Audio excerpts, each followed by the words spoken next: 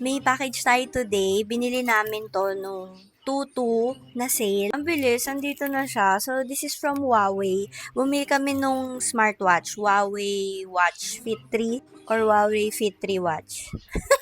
Basta yun. So, buksan natin. Siyempre, mag-unboxing tayo kasi para makita natin baka mamaya kulang or may problema at least may pruweba tayo. Let's go! Siyempre, kailangan actual unboxing, di ba? Walang cut-cut. Ika-cut ko lang to guys kapag kumpleto naman siya.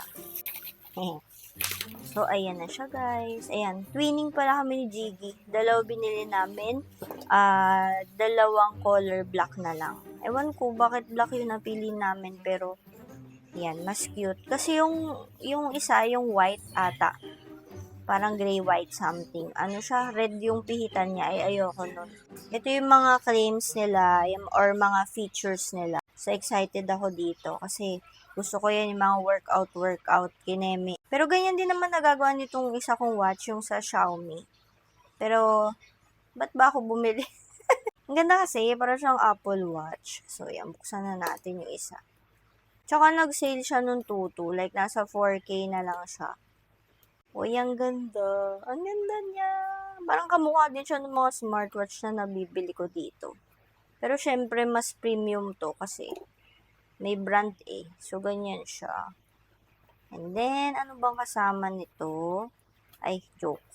Ito, meron siyang hindi natin mabuksan. Ayan. Mga manual. May warranty din. O bongga. Sa official Huawei ko to binili, guys. And then, ito, yung chargeran. So, bubuksan na natin siya. Maganda naman yung strap niya.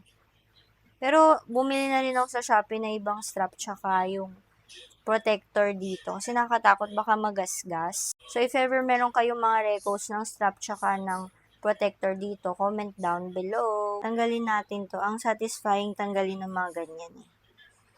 Baka pwede na siya i-on dito. O, baka ito. Teka nga, magbasa kasi tayo. Nag-on na siya guys, nilong press ko yan, yung pihitan niya. So, yan.